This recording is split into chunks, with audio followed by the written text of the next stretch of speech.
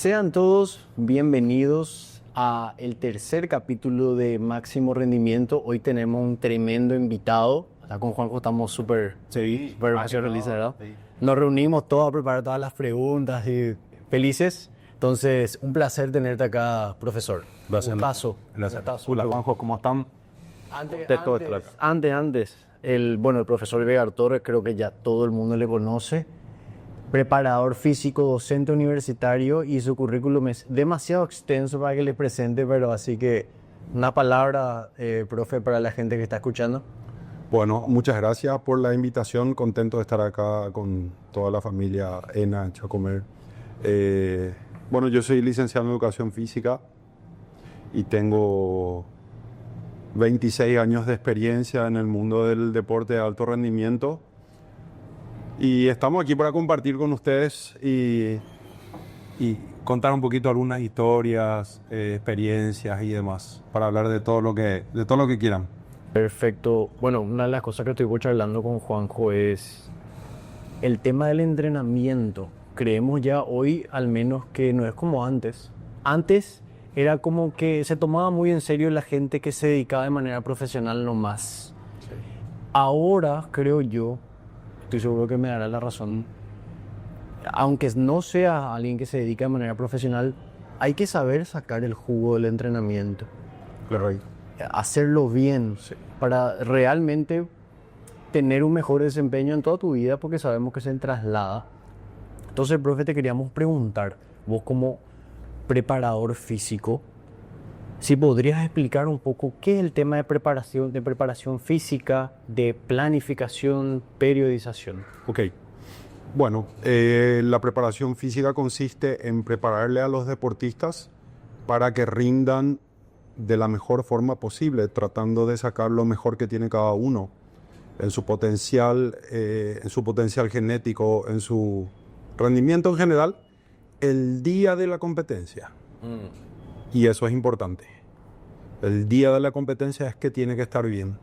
El deportista, por lo general, podemos hablar de un corredor de atletismo, un tenista, un futbolista, el deporte que sea, no es y no hay necesidad de que sea un experto levantador de pesas, por ejemplo.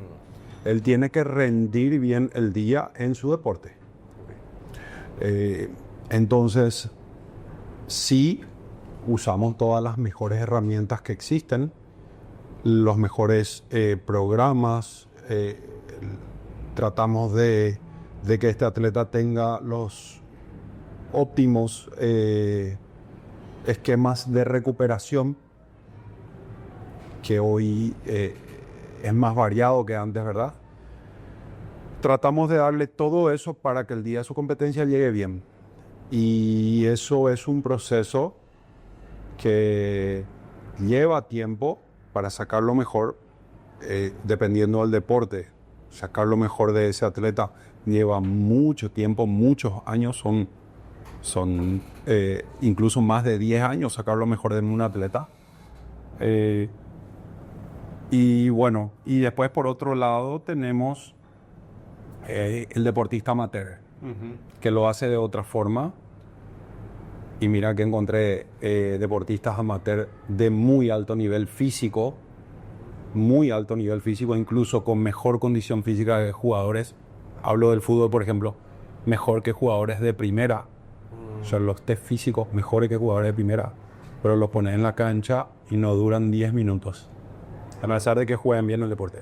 O sea, el manejo de la presión, cuando te marca alguien que vive de eso, es como que yo quiero entrar a un dojo, por más que pese más de 100 kilos, entro con alguien de 70 que vive de eso y no duró 20 segundos. Sí. Es normal, ¿verdad? Sí.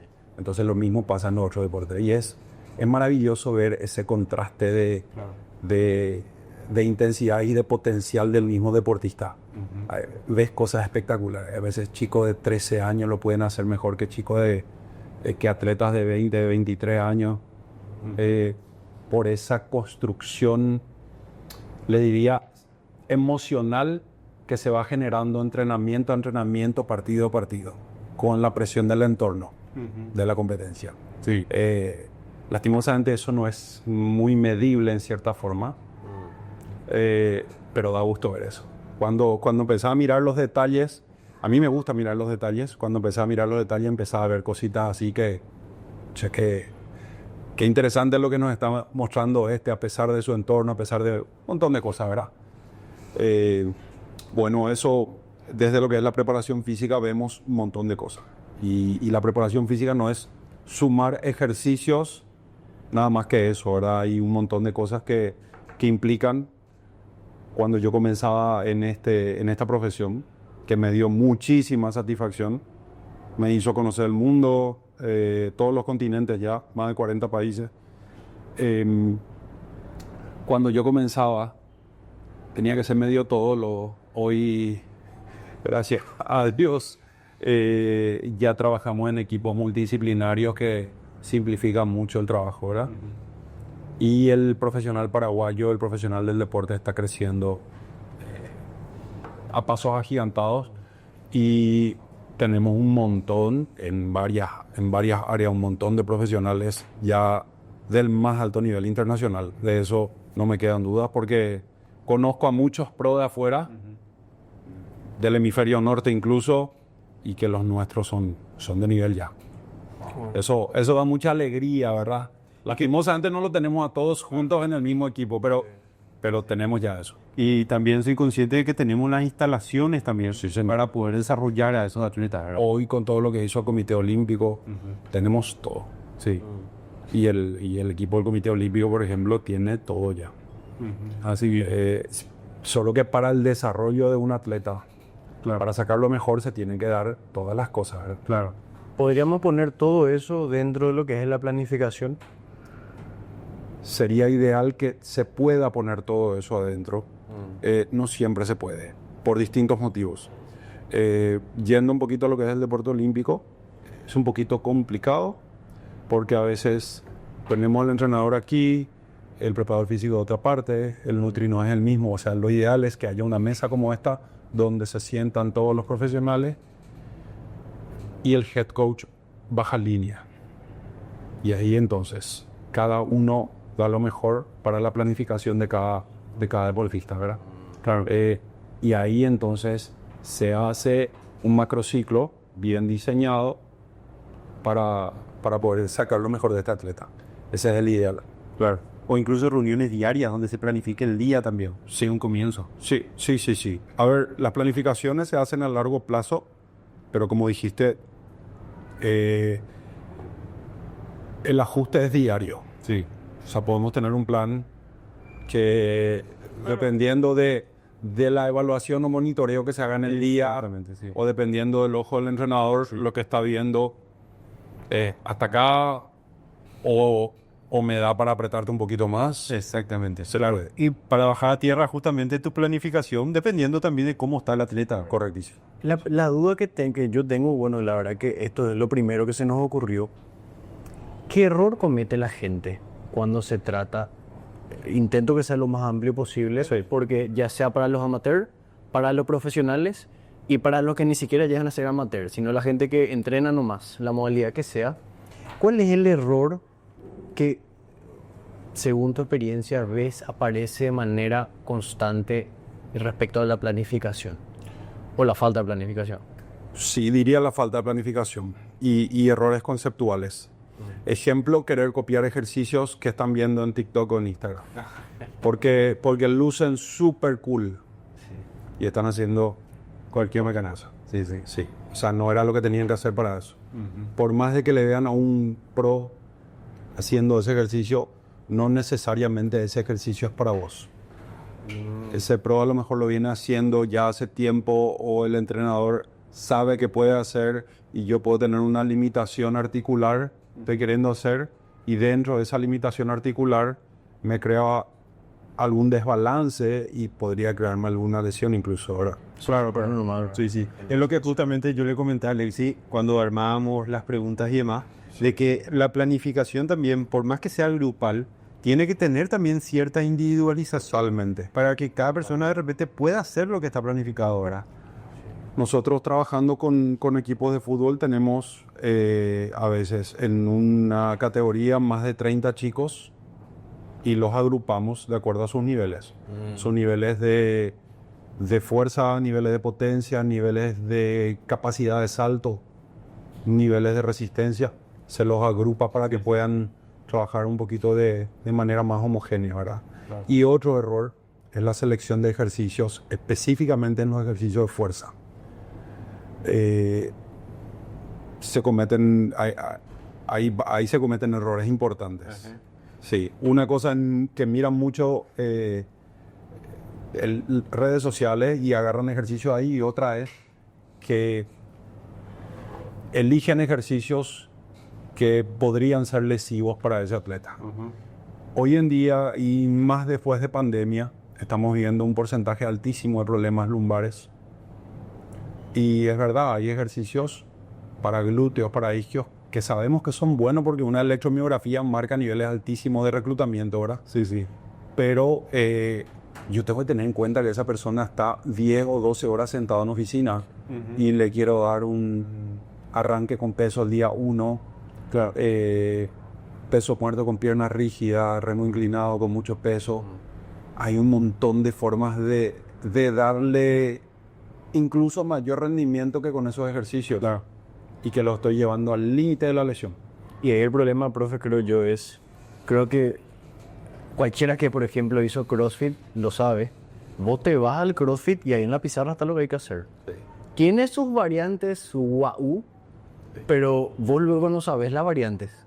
Entonces vos intentás hacer lo que están haciendo los muchachos y hacer un poco un snatch con barra sola nomás. Si sos una persona que no sabe hacer, correcto, o peso muerto o lo que fuera, y de repente también entra un poco el ego, que vos estás ahí y le ve a los muchachos levantando pesado y vos no querés ser el pliqui, sí, y intentás hacer más de lo que podés. Sí. Y ahí empiezan los problemas. Y por eso el porcentaje de lesiones ahí es un poquito alto. Sí, a pesar de que sinceramente me gusta la actividad, sí, porque gracias al CrossFit se hizo más conocido el mundo de la halterofilia. Yo soy entrenador de halterofilia de hace muchos años. No lo entreno como deporte, lo uso para la preparación física, pero para mí es uno de mis top 3 en deporte de la halterofilia, de toda la vida, desde hace más de 25 años, siempre me gustó. Y bueno, gracias al CrossFit se hizo conocido la halterofilia. Yo conocí ese, realmente. Uh-huh. Y profe, hablando un poco hablando de halterofilia, perdón. Sí. Yo pasaba mis sábados y domingos de tarde mirando análisis biomecánico de halterofilia. Espectacular. Hace años. Maravilloso. Halterofilia, encima lo interesante, profe, como está contando ella, se traslada todo. Yo creo que todo atleta serio tiene que hacer sí o sí, ¿verdad? Sí, de manera aplicada. Totalmente. Claro. Y mismo un crossfitter que quiere mejorar en CrossFit también tiene que hacer halterofilia, pero como halterofilia al 100%. Sí. Como un entrenamiento adicional también. Sí. Ahí para los amantes de las pesas, tienen que hacerlo de manera colgado, los levantamientos, y no del piso. El famoso hang. Los hang. Los colgaditos, sí, el hang. Eso tiene una explicación. ¿Podría? Sí, claro. La aceleración de la barra al pasar la rodilla, que es lo que se llama el segundo tirón, ese es el momento donde produce potencia que es transferible al campo. Fútbol, tenis, básquetbol y golf incluso. Desde el medio muslo para arriba. Todo lo que pase debajo de la barra por una cuestión neuromecánica no suma. Es lo mismo que hacer, casi lo mismo que hacer una sentadilla profunda o estocadas o un peso muerto. Entonces, el paso, vos haces CrossFit. Sí. El paso de la barra frente a la rodilla es un detalle que en el nivel de élite de los levantadores tardan 2 años en perfeccionar. Claro. 2 años, solamente el pasaje de la rodilla, sí, del primer tiro. Claro, porque te condiciona también el tamaño de tu pierna. Condiciona todo. Sí. Porque nos dividimos en segmentos corporales y no todos tenemos la biomecánica y la longitud de segmentos perfecta para hacerlo súper bien. Uh-huh. Entonces, para los que les gusta, que lo han de colgado y está solucionado el problema. Hacerlo de abajo sirve para primera línea rugby, para judo, para Te quería preguntar justito, o sea, Para de lucha. lucha. Ah, genial. para greco-romana. Sí. Es de abajo. Sí. Y de colgado también ayuda para ir construyendo carga. Sí. De colgado es lo que hay que hacer para mejorar la potencia. Lo que pasa debajo no mejora la potencia, así claros. Eso hay 1.000.000 de estudios. Lo que pase del piso de la barra apoyada hasta que llega a la rodilla, incluso un poquito más, no produce potencia. Produce fuerza, sí, pero potencia no. No transfiere nada al deporte. Recién arriba. Y cuanto más arriba empieces, más potencia, incluso más reacción. Ahí es recién donde el sistema nervioso tiene la capacidad de emitir señales cerebrales muy altas. No tiene, por una cuestión, como les decía, neuromecánica, porque no es solo biomecánica, es neuromecánica del sistema neurológico. Del piso al paso de la rodilla no puede llegar a 45 hercios, pero de la mitad del muslo incluso llega a 100 y a 120 hercios en algunos casos, ¿verdad? De élite. Sí. Entonces, y el deporte se juega en ese nivel de emisión cerebral. O sea, el tenis de mesa, el golf, es así. Un mate en vóley es de 120 hercios. Claro, ok. Entonces no hay necesidad de hacerlo desde el piso. Así que cuiden la columna con eso. Es difícil ese ejercicio. Claro. Pero por sobre todo también el uso del sistema energético de fosfocreatina te lleva a hacer una cierta cantidad de repetición Correctísimo. en ese movimiento y respetando también una carga. O sea, no podés estar haciendo 20 repeticiones No, como... en arranque no. En snatch no. Y aunque sea peso liviano, por ejemplo, profe. Y sí hay que encontrar ahí el punto, pero del piso no. De vuelta. Hay veces, profe, que veo así los planeamientos de CrossFit, Sí. te mete un 70 snatch, por ejemplo, Sí. en el WOD del día. Y Eso vos le mostrás a un entrenador de élite de halterofilia y no va a creer lo que está viendo. Claro, porque lo que te hacen hacer apurado, vos lo aprendés a hacer mal. Sí. y tenés que encima hacer AFAP.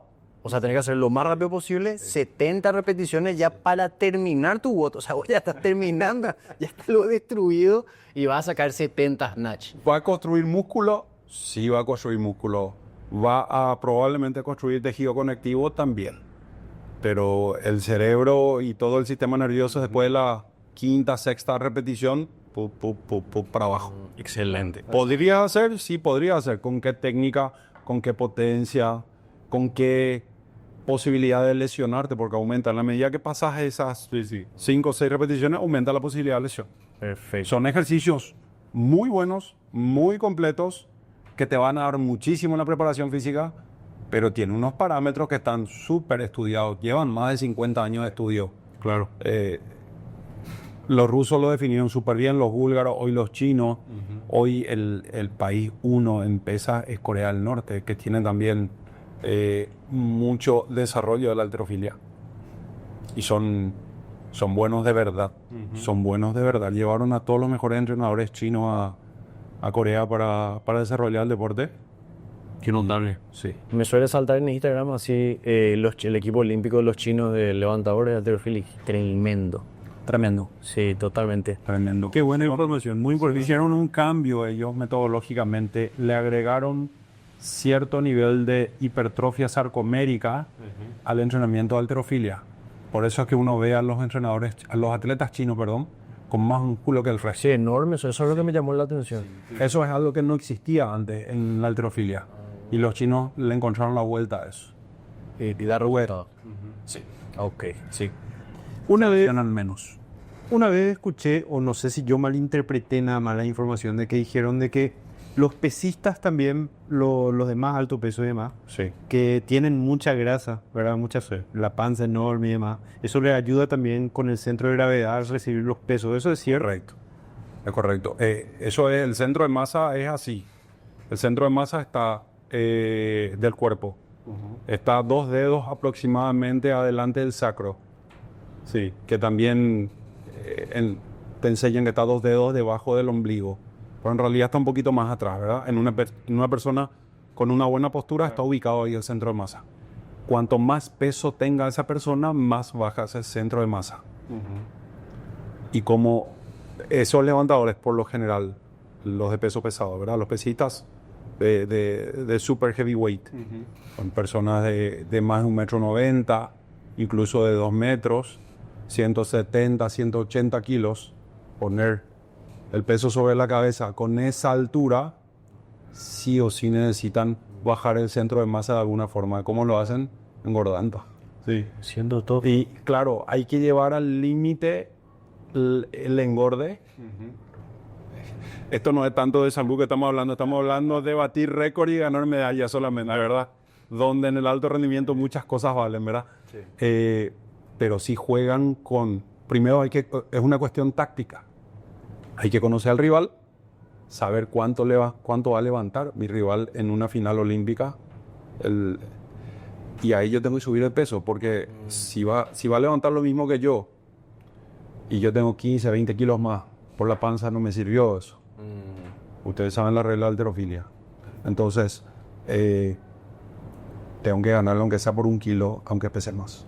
Y, profe, vos justo estabas explicando qué servía, qué no servía, y justo dijiste ahí para judo, grappling, lucha, el tema de los ejercicios que sirven. Sí, a ver, si vamos a irnos al judo es una cosa, pero el jiu-jitsu, el Brazilian, por ejemplo, es otra cosa. Sí. Yo iría más a un peso muerto sumo, variantes de dominadas con distintos agarres, con distintas aperturas y distintos agarres, desde poner pelotitas de tenis, caños gruesos, Para mejorar, los dedos. para mejorar el grip, ¿crees que me recomendarías ese ejercicio de apretar la cosita de esa? Funciona, claro que sí, sí, pero hay...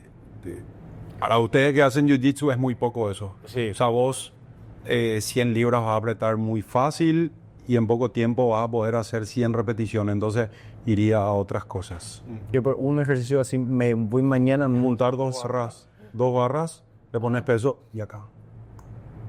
O sea, ahí vas a hacer... Poner un peso en el que puedas hacer 5 repeticiones máximas. ok. Y cambiar agarre y después acá y después cruzado y... Excelente. En todas las posiciones, las más variadas posiciones. Armó un circuito de eso. Ejemplo, 6 segundos de un lado, descansas 10, pasas 8 agarres, descansas 10. Llevas a una fatiga de la fosfocreatina, pero al mismo tiempo, al variar los agarres y con el descanso cortito, va a hacer que puedas seguir. Perfecto. Profe, y otro ejercicio, ¿considerarías que el hip thrust es un ejercicio sobrevalorado? Es un muy buen ejercicio, sí está un poquito sobrevalorado, creería que sí. Incluso el creador del ejercicio contaba una persona que conocí, Brett Contreras, un entrenador de altísimo nivel, lo conocí personalmente. Él mismo comenta y muestra los estudios donde muestra que una sentadilla profunda bien hecha sigue activando mejor los glúteos. Sí. El hip thrust. Claro. Esto es una cuestión mecánica, no es que el ejercicio es malo, es una cuestión mecánica. Hay mucha mayor flexión de tronco y siempre y en todos los ejercicios, cuando mayor estiramiento del músculo hay, va a haber una activación posterior que va a ser mayor. Claro. Mi pregunta iba justamente por el hecho de que muchas chicas de repente que lo popularizan más el ejercicio en todos los gimnasios. Hacen en todo siempre. Claro que siempre hacen el hip thrust y tienen como un valor el que usan mucho peso. Sí. Pero para el glúteo máximo justamente ese ejercicio es como una pavada. O sea, no es... No llegan a mucho y terminan lastimándose en las caderas. Exactamente. Y acá hay un paquete nervioso y vascular importante. Sí. Que cuando lo ponen 200 kilos se puede lastimar. Claro, Y se lastima. sí. Y la zona lumbar incluso también está en riesgo. ¿verdad? Sí. Ahora que estamos hablando de las chicas, que estábamos hablando de la elite, ahora que hablaste de las chicas, te pregunto, profe, mínimo, ¿qué debería tener un plan mínimo para una planificación, para una persona común que trabaja, tiene familia, estudia? ¿Cómo debería más o menos planificar su entrenamiento? Vos sabés que para un normal, y para mí no es mínimo, es súper adecuado. Pero te voy a decir, entrenamiento de fuerza, flexibilidad y o movilidad. Tiene cierta dinámica diferente a los ejercicios estáticos. Y caminata. Ok. Con esas tres, Caminata para recuperación. no. Caminata como actividad aeróbica, Como un ejercicio cardiovascular. como un ejercicio cardíaco. Yo, ¿sabes lo que pasa, profe? Yo, capaz estoy equivocado, yo le bajo mucho la caña a la gente que se va a caminar nomás a la costanera, por ejemplo, sí. y después se quejan porque no bajan de peso. Sí, no es para bajar de peso, es para la salud. Ok, perfecto. Yo tampoco usaría para bajar de peso. Claro, sí. Para bajar de peso, hacer una buena dieta, entrenada, fierro duro y descansos cortos. ¿Y cuál sería un mínimo de ejercicio de fuerza que se puede hacer en la semana? 3 veces a la semana si haces un plan de cuerpo completo, full body, mínimo 3. Claro. 2 no. Mínimo 3 y caminata todo lo que se pueda. Ejemplo, voy a hacer un ejemplo. Lunes, miércoles y viernes, entrenamiento de pesas Sí.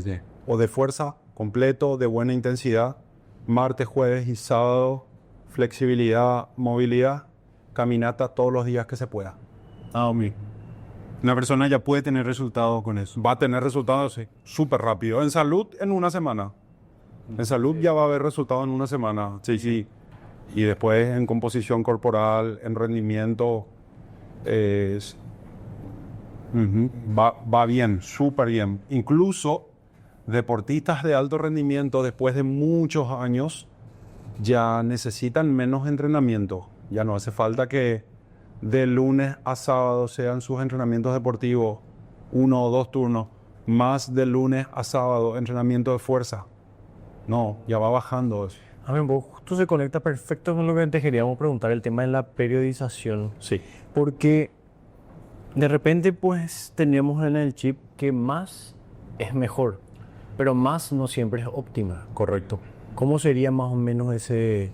Ahí tenemos que ahondar un poquito en lo que es la carga de entrenamiento, volumen e intensidad, que son variables que podemos manejar. En la mayoría de los casos, el aumento de la intensidad mejora.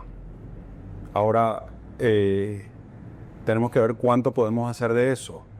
Y la intensidad en el entrenamiento, sobre todo el alto rendimiento, no está dada por el sacrificio que uno hace o por cuánto suda o por cuánto sube la frecuencia cardíaca, sino en pesos levantados o en velocidad conseguida o en aceleraciones y desaceleraciones medidas correctamente, tal vez con GPS o incluso con cámara que se puede medir también, ¿verdad?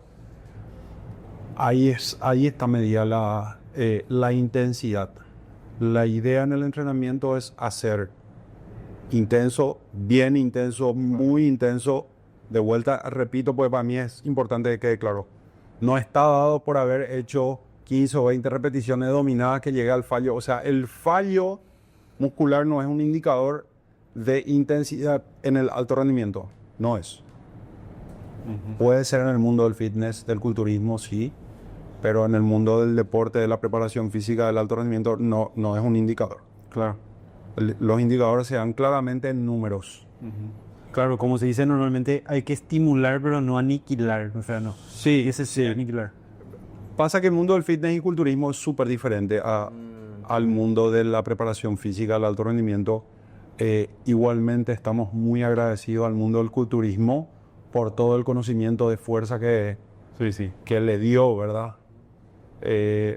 Pero después se avanzó y se trató de llevar más a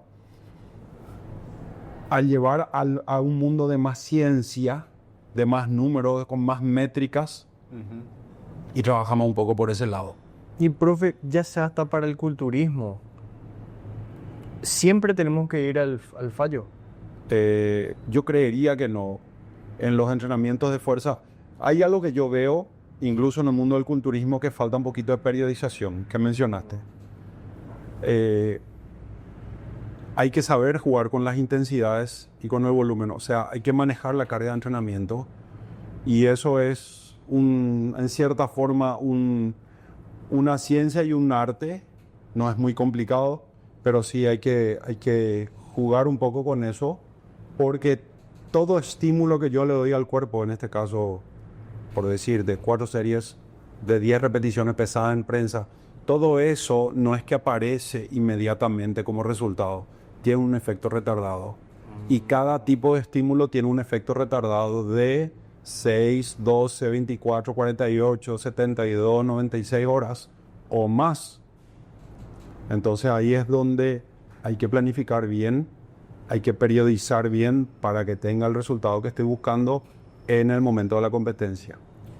Claro. Tiene los entrenamientos tienen cargas que hoy en día ya sabemos cuánto tiempo tarda en recuperarse de manera natural. Si le ayudamos con suplementación o con alguna otra cosa, eso se acorta o después hay un montón de cosas que interfieren pero que pueden ser medibles, como el HRV, por ejemplo, que nos va indicando si ya puedo adelantar el entrenamiento. Finalmente es cuanto más entrenamiento meta en el menor tiempo, en teoría me va a dar mejor resultado. Pero en la medida que me voy acercando a la competencia, tengo que disminuir toda esa carga. Para llegar bien. Claro. Y carga, es importante entender que carga no es peso levantado. Carga es volumen por intensidad. O sea, es un todo. Es la magnitud del trabajo, ¿verdad? Poquito eso. Y profe, ahí por ejemplo, ya sea un atleta o un amateur o el que sea, ¿qué señales hay o que según tu experiencia y de tus atletas, como que el cuerpo te dice, no estás haciendo bien, tenés que bajarle? Ok, al menos este grupo muscular hoy no responde y varía. Sí, ¿verdad? Sí. Hay, bueno, las agujetas, el DOMS, como les decía, tiene un tiempo que dura a cierto nivel de estímulo, a cierta carga de entrenamiento. El no poder levantar los mismos pesos o disminuir la fuerza es un indicador clarísimo, porque el sistema muscular está súper ligado al sistema neuroendocrino y también al sistema inmunológico.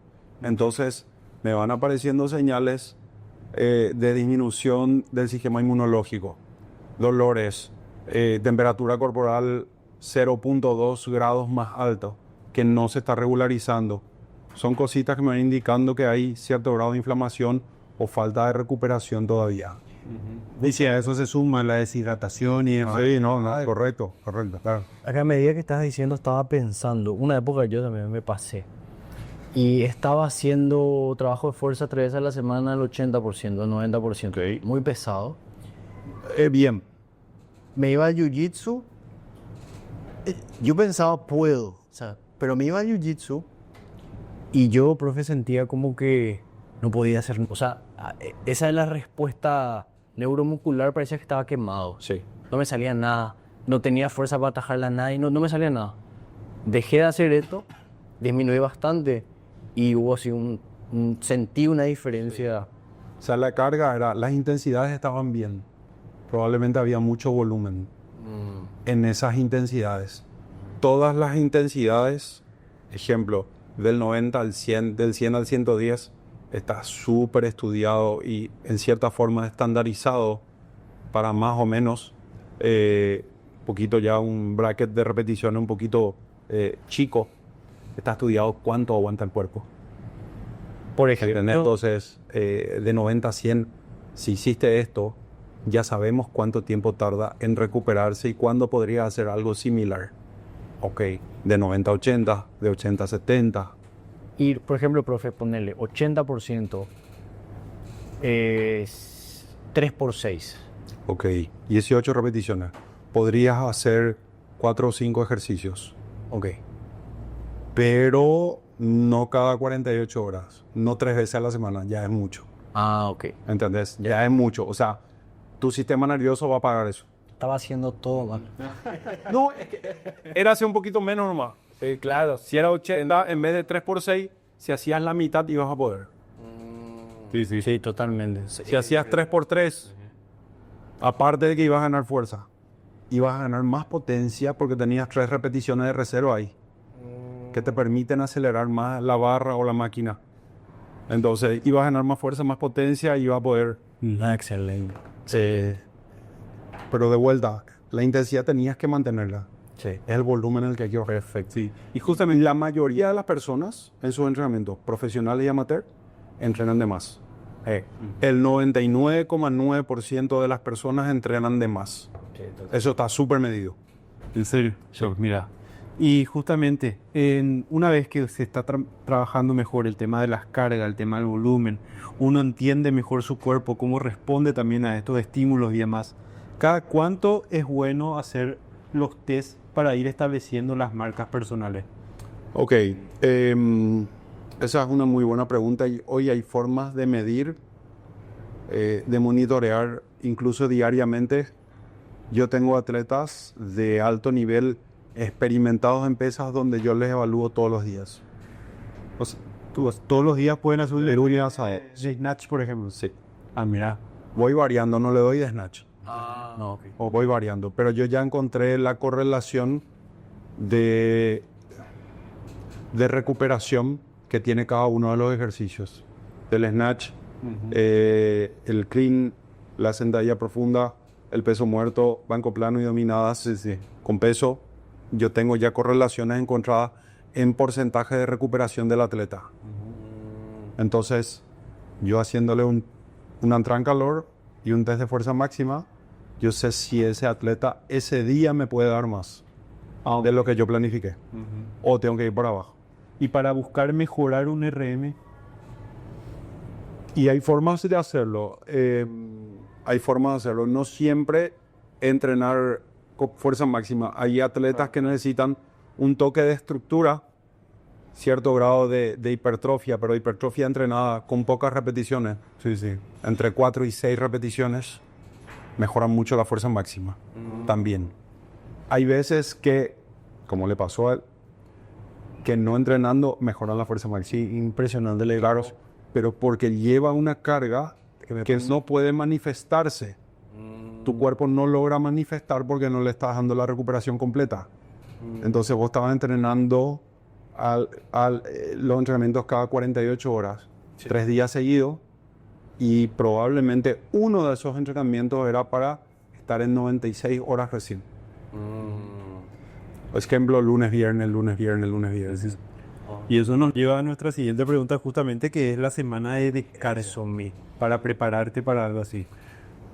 La semana de descarga no es una sola semana, dependiendo del deporte. Puede ser 1, 2, 3, 4. Dependiendo del deporte. Sí. ¿En qué deporte, por ejemplo, utilizarían más de una semana? En casi todos.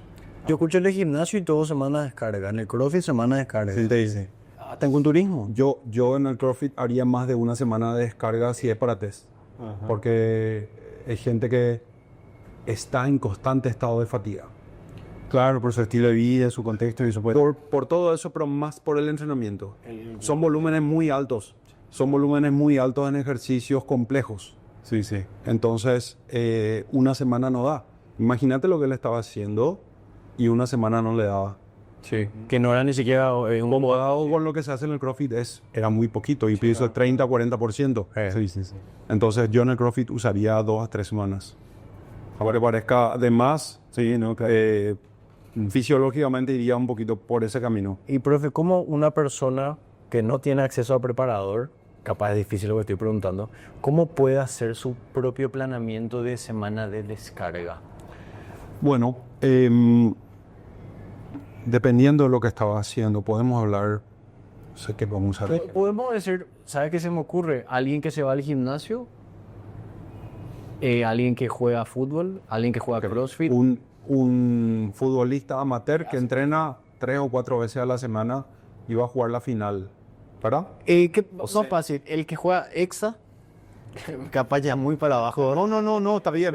Hay que jugar. No, es que sí, me refería al inicio de la charla, me refería a jugadores de EXA que vi con mejor condición física de jugadores de élite. Sí. Porque los perros se preparan. Sí, los perros juegan el Exa, pero va a matar. Sí, yo tuve jugadores de EXA con yo-yo-test de más de 20 y con más de 70 centímetros de salto vertical y con arranque de 100 kilos, sentadillas de más de 200. Yo ya vi eso. Porque nacería varano, pero... Sí, o nacieron probablemente con las condiciones, pero Correcto. no sé, Correcto. dedicarlo. Entonces, el profe, el que juega Exa, el que se va al gimnasio o el que hace CrossFit. Alguien que entrena normal y tiene una vida normal. La regla en el mundo de la ciencia del deporte es bajar entre 40 a 60% de toda la carga de entrenamiento sin bajar la intensidad, 40 a 60, 40 a 60, no 20, no 30, sigue siendo poco. Dependiendo del tipo de entrenamiento, cuando es más metabólico, Sí. incluso es 60 a 80. Cuando las cargas son así, bajar completamente. Por lo mismo, tiene una curva de recuperación que va a tardar un tiempo en manifestarse. Por eso es que hay que tratar de quitar lo máximo posible. Y es una semana donde se tocan intensidades medias a altas, 80, 90, una repetición. En 80, 2 o 3 repeticiones, 1 o 2 series máximo. Entonces, vos contás ahí, son 4 repeticiones. Pero tocaste lo que tenías que tocar. Hiciste trabajo de fuerza máxima, de potencia, pero todo lo que era el entrenamiento ya disminuiste muchísimo. Es una descarga alzando más pesado porque estás haciendo menos. Podés alzar igual, podés alzar más pesado, podés también. Lo importante es bajar, disminuir el volumen. Excelente. Sí. El volumen entendamos en este caso como total de repeticiones. Sí, sí, sí. El volumen no estamos hablando de tamaño, estamos hablando como total de repeticiones. Claro. Y también sumado a esto, la carga de energía también en cuanto a nutrición. Sí, correcto. Empezar a cargar más de la comida. Sí. Excelente. Es algo que requiere aprendizaje y disciplina. Sí. Y algo que ahora estamos entrando entre periodización, carga, esfuerzo y progreso. Algo también que yo veo que pasa mucho, profe. La gente en general entra a meter un programa, una rutina. Le mete un mes, no veo resultados, cambio de rutina. O cambio de entrenamiento. Me voy un mes al CrossFit, no, me voy un mes al gimnasio, no, me voy un mes. ¿Qué le recomendarías a esas personas? ¿Dentro de cuánto más o menos podemos ver resultados? Yo sé que depende mucho de lo que entrenes, ¿verdad? Pero más o menos, ¿cuál es el problema que tenemos ahí de este cambio constante y de no poder mantener una rutina? A ver, mantener una rutina implica un montón de cosas, ¿verdad? Hay gente que se aburre rápido y eso tiene que ver con el neurotipo. Para entender el neurotipo hay que hacer unas evaluaciones y saber. Es un mundo un poquito de la neurología y la psicología aplicada al deporte, donde estamos estudiando y trabajando hoy, que nos permite comprender qué neurotransmisores predominan en esa persona y ese tipo de persona se liga más fácil a cierto tipo de entrenamiento. Entonces, ese es un comentario aparte, ¿verdad? No siempre es muy conveniente cambiar la rutina y eso es importante que entienda la gente. Incluso los mismos ejercicios hay que mantener. Con esto del entrenamiento funcional, la gente empezó a entender que cuanto más variado sea su entrenamiento, va a mejorar. Y eso no es así, absolutamente no es así. Y los atletas de élite demuestran que se tienen que sostener en los mismos ejercicios, sobre todo los ejercicios básicos, por incluso 4 años, siendo casi lo mismo, pero casi lo mismo. Te estoy hablando de Usain Bolt, estoy hablando de otros atletas de élite, donde entrenan casi lo mismo, incluso en pretemporada y cerca de competencia. Estoy seguro, profe, habrás leído este libro de Hábitos Atómicos. Sí. En una de las primeras partes dice que él le preguntó a un entrenador olímpico qué le diferenciaba a los de elite de los que no. Y decía, y probablemente él aguantara el aburrimiento de hacer los mismos ejercicios 4 o 5 horas. Clarísimo. Totalmente. Totalmente. La mejoría no tiene ninguna relación con la variedad de ejercicios, eso es súper importante entender. Están los ejercicios básicos y todo aquel que entrena o todo aquel que entrenó a gente sabe que no vas a competir con una sentadilla, con un snatch, con un peso muerto, con un banco plano. Sí. No hay ejercicios que sean mejor que eso. Y los diferentes cuerpos responden de manera diferente, dan a lo diferente. Sí, más que, a ver, del aspecto estético, sí tiene mucha relación con los segmentos corporales, ¿verdad? Pero los porcentajes de fibra de las fibras FT2B, FT2A, ST, sí responden muy diferente a los distintos tipos de estímulos, a los distintos protocolos de entrenamiento. Muy distintos. Claro, entonces hay protocolos que le vienen bien a una persona y hay otros que no. Así mismo. Entonces, ahí es donde hay que tener un entrenador calificado para que dé la mejor recomendación. Yo tuve atletas, cuento algo acá, un atleta de alto rendimiento que con 10 series de 10 tenía un resultado, estamos hablando de 10, el famoso entrenamiento de volumen alemán, ¿verdad? El GBT. Con 60% el GBT es con 70%. El GBT adaptado es con 60% y con 60 segundos de descanso entre series. El original es con 3 minutos al 70.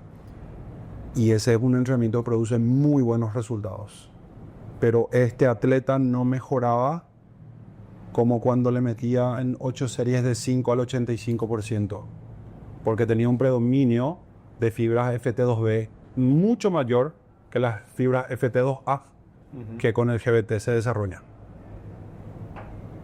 Mira. Y con 40 repeticiones mejoraba mucho más que con 100 repeticiones 2 veces a la semana. Claro, increíble. Digo, muy interesante. Eso es algo que yo lo viví bien medido, bien cronometrado, con antropometría, todo.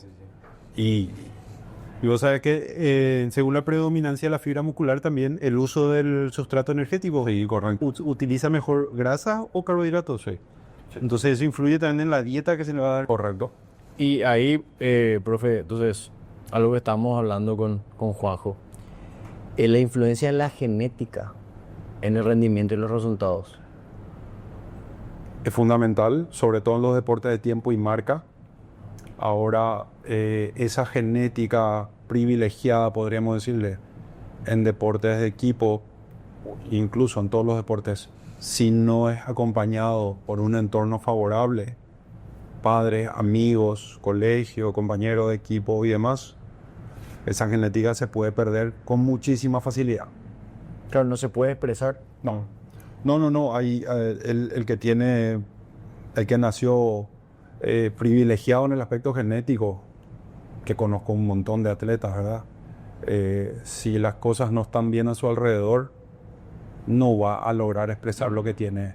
Tenemos un montón de atletas de nivel olímpico, de nivel de medallista olímpico, que a veces no se dan por distintos motivos, ¿verdad? Sí. Qué famoso, genotipo más ambiente. Sí, correctísimo. Y lastimosamente hay veces que acá también tenemos una cultura general que es muy mal alimentado. Acá yo crecí, estoy seguro vos también, desayunábamos una taza de toddy. Y yo siempre digo, bueno, estoy súper bien. Bebidos. Y he desayunado aunque sea bebido nomás. Y yo siempre pienso, mira, estoy bien, pero todo lo que dejé de ganar, o todo lo que dejé de desarrollarme. Claro. Y ahí, profesor, que estaba contando de tener ese ojo de pillar eso de esa persona. ¿Cómo saber si estoy entrenando en un lugar capacitado? Porque eso es peligroso. Muchas veces pasa. Sí. Bueno, no necesariamente escucharle a tu entrenador o al profe del gimnasio con palabras técnicas difíciles es un indicador de que una persona capacitada, ¿verdad? ¿Cómo pedir el currículum? Creo que sería un poquito más fácil eso, ¿verdad? Pero también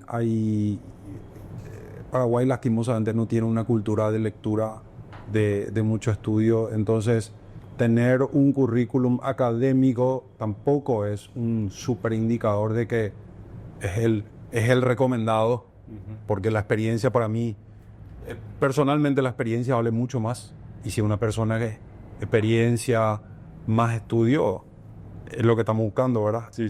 Entonces, verdaderamente no es tan fácil, pero sí hay que buscar entrenadores que se ocupen por seguir creciendo. Es lo importante. Por seguir creciendo, por seguir mejorando.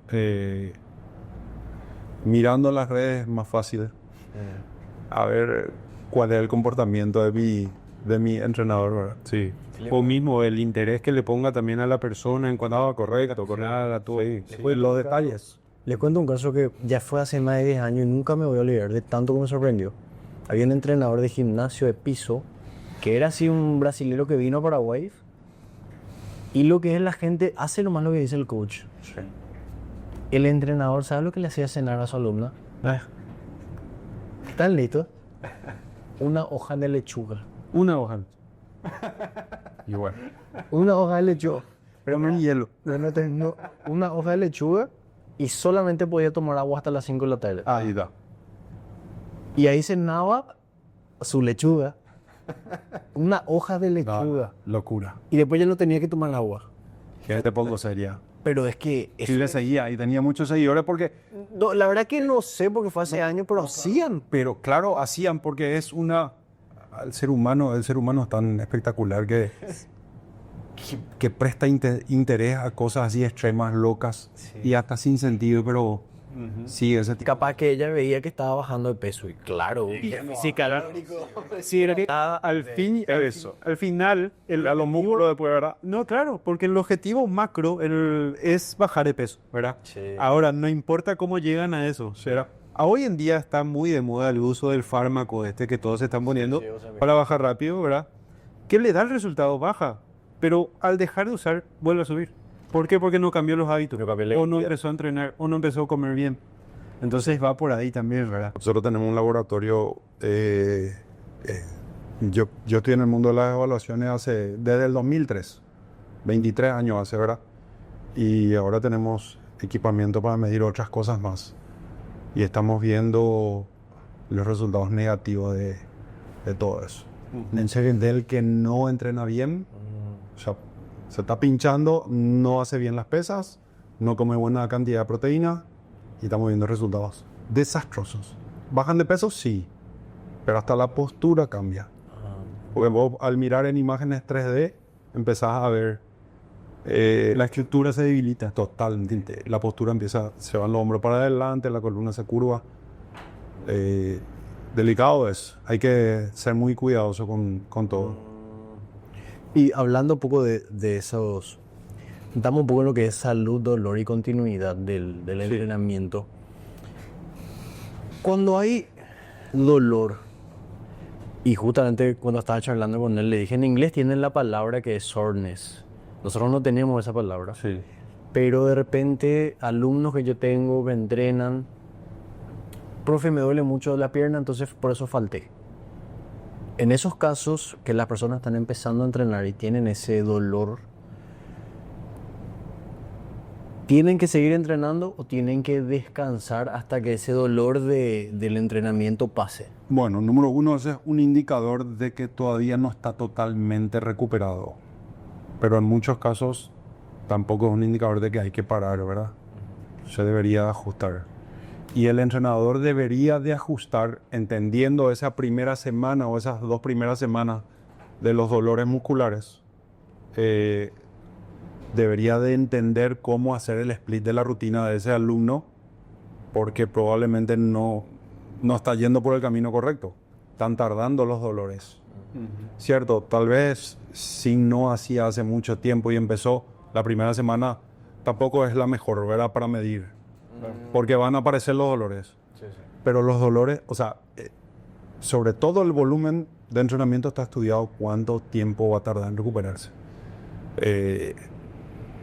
A pesar de que ya no tenga dolores. A eso quiero ir. A pesar de que ya no tenga el soreness, el dolor muscular retardado, de aparición retardada del ejercicio, en el mundo del alto rendimiento se usa una regla súper fácil para entender eso. El día que dejó de doler completamente, se espera un día más. Ah, mira. Sí. Esa es una recomendación de un entrenador de élite que ya no está más, de Charles Poliquin, y que se usa con muy buen resultado. Sobre todo en el deporte de alto rendimiento que buscamos la mejora de la fuerza. Porque en la mejora de la fuerza, no solo de hipertrofia, en la mejora de la fuerza va ligada a la mejora de la potencia, de la velocidad, etc.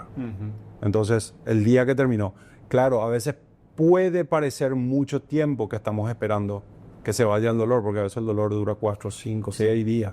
Sí, sí. Entonces hay que ajustar el entrenamiento. para poder seguir, pero... Sí, sí, pero hay que ajustar. Hay que ajustar.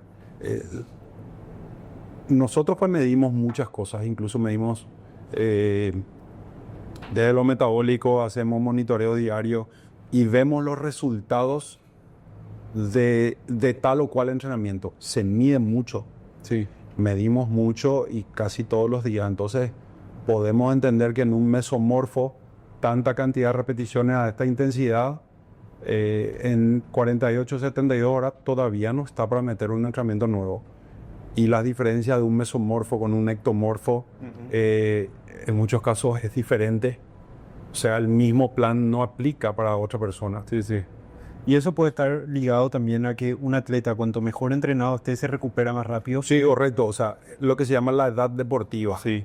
Pero La edad de por entrenamiento. y sí, por el contexto de los hábitos también que Sí, llegar a un montón de cosas, ¿verdad? Sueño, alimentación, nutrición, suplementación, etcétera, ¿verdad? Y profe, Pero hay mucho. ahora que estamos hablando de eso, según tu experiencia, ¿cuáles son las cualidades que vos ves que están presentes en los mejores atletas que entrenaste? Sean los de elite profesionales y los que no, los normales. La perseverancia, o sea, una cuestión mental. La mentalidad de seguir y de pelear por el objetivo. Hay gente que tiene muy claro el objetivo. Me tocó en campeones mundiales, en deportistas olímpicos, la tienen clarísima y pelean toda y día a día. Y en la medida que se acercan los juegos o el clasificatorio, no existe otra cosa en su vida que llegar de la mejor forma posible, ¿verdad? Y en mi caso, me siento un súper privilegiado de que esos atletas que son la élite del ser humano en un aspecto importante, Sí. que es el rendimiento humano, el rendimiento físico, que te escuchen y que hagan todo lo que decís, todo lo que les decís, todas tus recomendaciones. Eso es, de verdad, yo me siento un privilegiado y hay que estar formado y hay que estar formado en muchas cosas para poder darle soporte a lo que le estás diciendo, ¿verdad? En cierta forma, predicar también con el ejemplo, cosas como esas. Pero yendo de vuelta a la pregunta, es la perseverancia y esa mentalidad de hacer. De en los amateurs, de hacer, Sí, no hacer lo que pasa. sí, sí. A ver, el trabajo le gana al talento. Es que ustedes saben, y todos sabemos, y no solo en el deporte, en todo. En todo, con todo. Y le gana. Y le gana. Tarde o temprano le gana. Sí. A ver, hay cosas en las que no le va a ganar. Gracias a eso hay más. Hacer un salto, por ejemplo, pero nadie gana haciendo un salto. Claro. Nadie es algo de ese deporte, a no ser que sea exclusivamente un saltador de salto alto, pero en los deportes de tiempo y marca un poquito eso no entra porque ya está descontado eso, porque la parte genética es fundamental para ser saltador. O sea, yo no puedo ser un saltador. Tenés que tener un físico, por más mentalidad que tenga de querer, hay cosas genéticas que si no tenés no vas a cambiar. Lo de la edad, te quería preguntar. Nada en particular. No, claro. De que de repente uno ya con una edad un poco más avanzada, ¿verdad? Yo tengo 35 años, ¿verdad?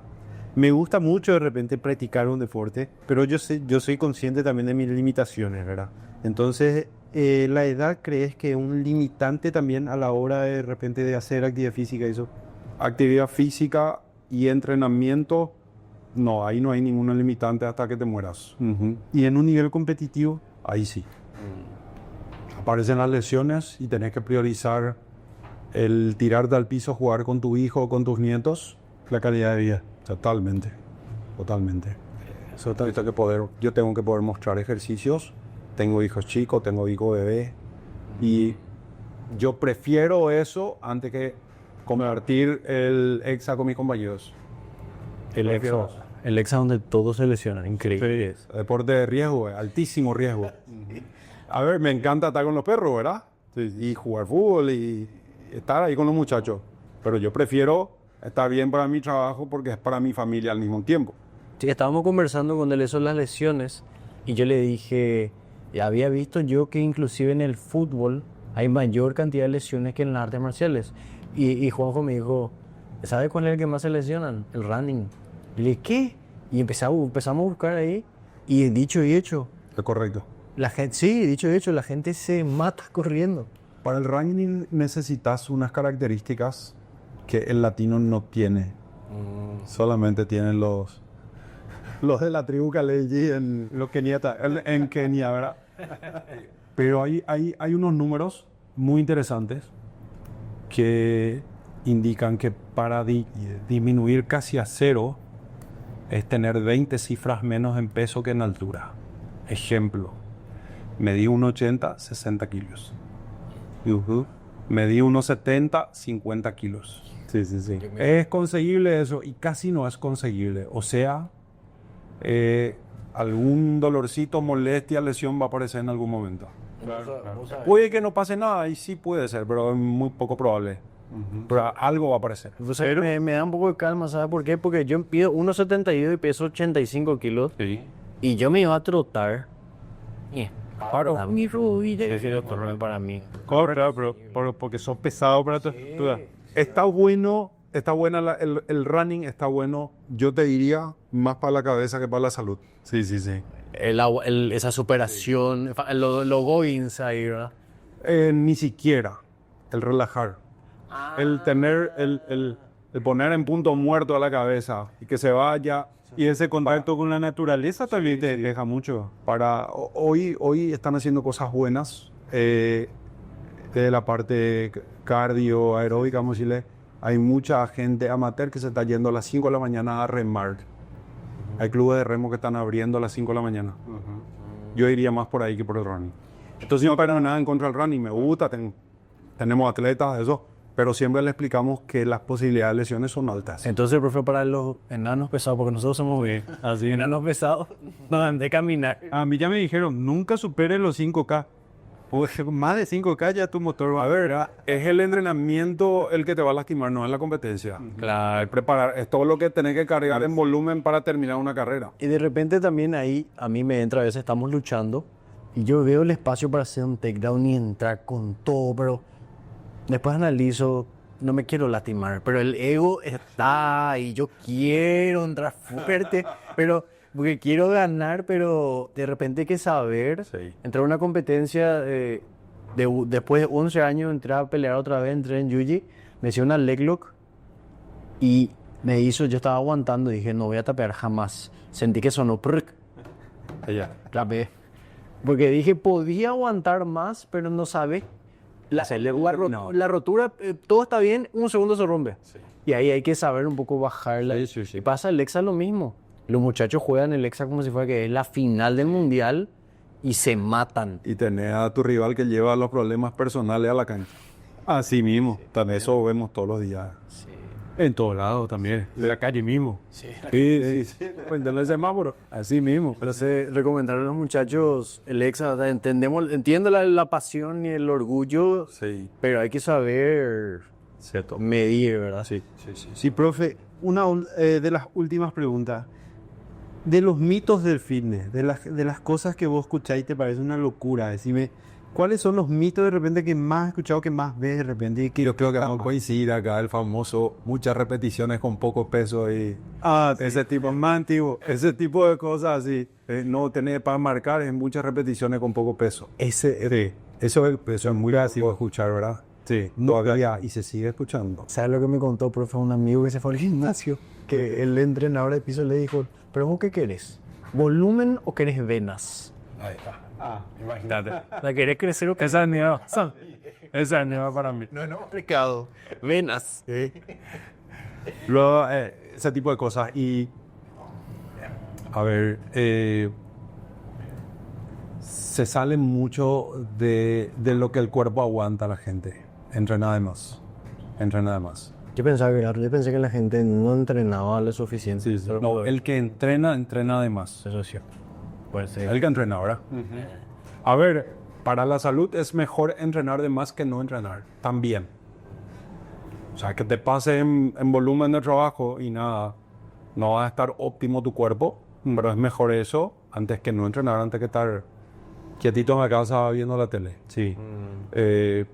Pero les aseguro a todos que cortando el entrenamiento a bastante menos, incluso le diría a la mitad y levantando un poquito más pesado y sin tanta variedad de ejercicios por grupo muscular, que para mí eso es clave, los resultados van a ser mejores, pero rápidamente. O sea, las mejoras en una semana luego, ya, cortando el entrenamiento. Por ejemplo, profe, me voy a una rutina de gimnasio de push-pull y me enfoco en 4 o 5 ejercicios de push, de pull, siempre. Ok. Bajando las reps, Sí. subiendo el peso. Sí. ¿Y cuándo vas a volver a hacer? Vamos a decirle, esa rutina hiciste el lunes. Jueves. Push, por ejemplo, Sí. lunes, pecho, espalda, miércoles, hombro, brazos, miércoles, piernas, y después se repite jueves, viernes, sábado. Ok. Esa es una de mis rutinas favoritas. O sea, el split, para mí, para hipertrofia, es lo mejor que hay. Esa. Ahora bien, el volumen de trabajo es, vos dijiste 4 o 5 ejercicios. El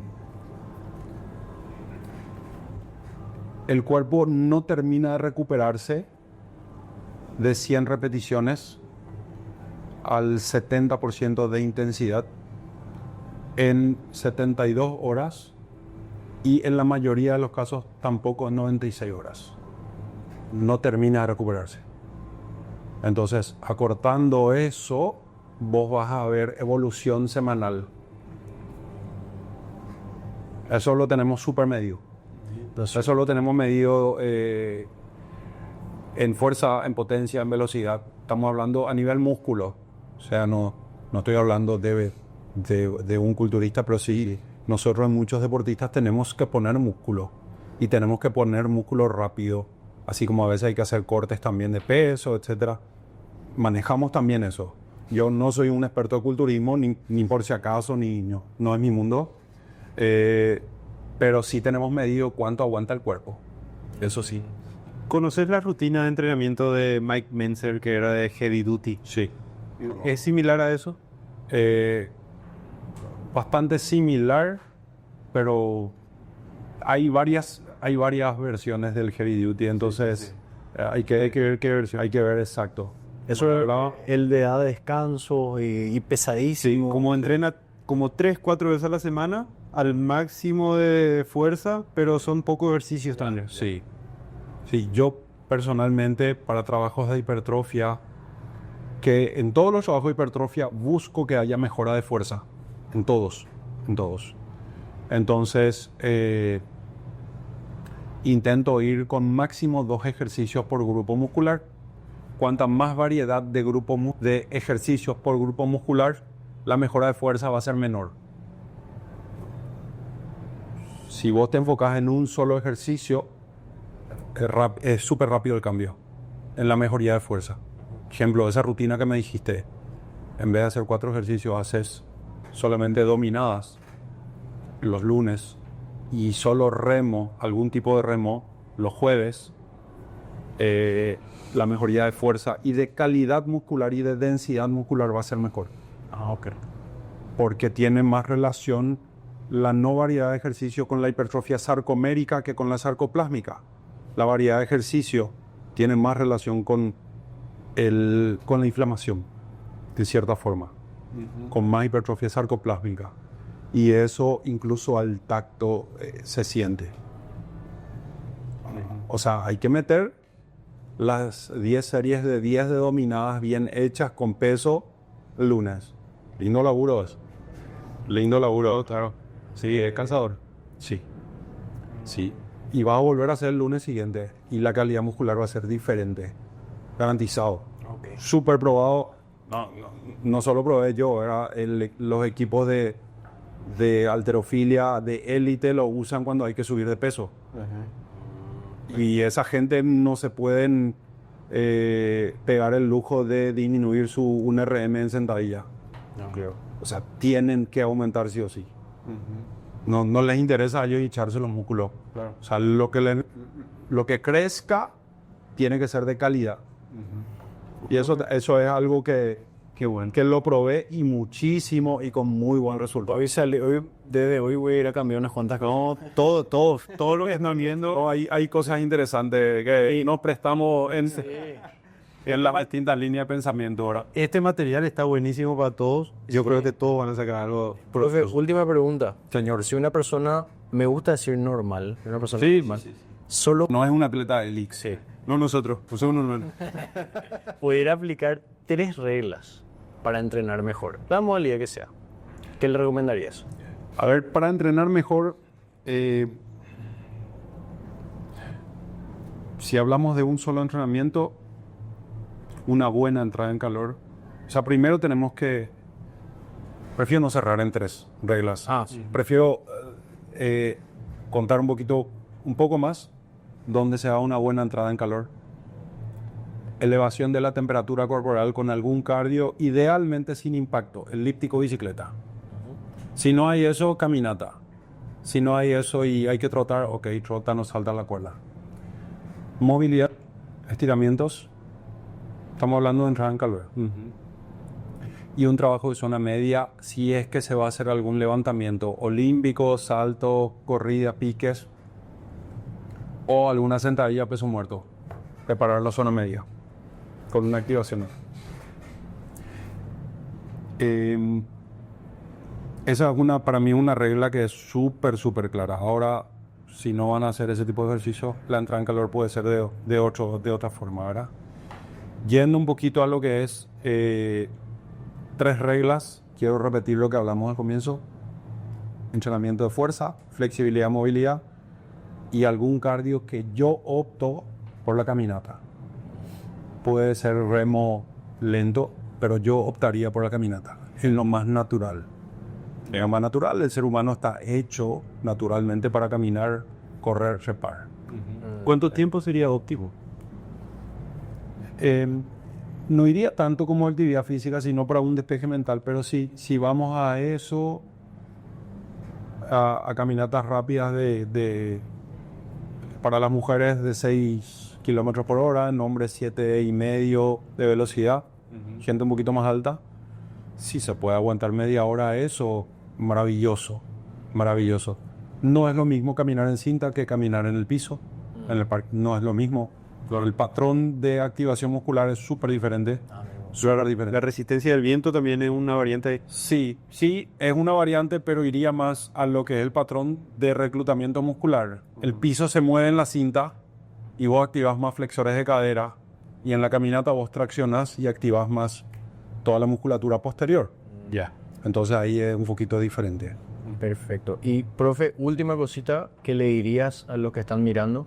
Que se cuiden, que duerman bien, que coman bien, que disfruten de la familia, de los amigos, que hagan ejercicio, obviamente, mínimo 3 veces a la semana, que no se quemen la cabeza en el trabajo, de verdad.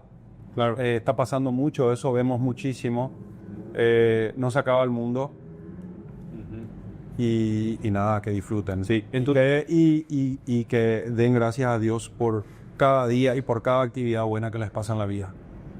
Como le suele decir a la gente, en tu trabajo sos totalmente reemplazable, en tu familia no. Exacto. Sí. Perfecto. Un placer, profesor. Muchas gracias. Gracias, Ley. Un placer de verdad. Un placer, Juan, como siempre. Y bueno, muchísimas gracias a los que nos acompañaron hasta el final. Y nos veremos en el próximo capítulo de Máximo Rendimiento. Chao. Gracias, profe. Espectacular. Me Cambió toda la... ¿Cómo va eso? Y si no querés hacerlo tan brusco, 2 ejercicios.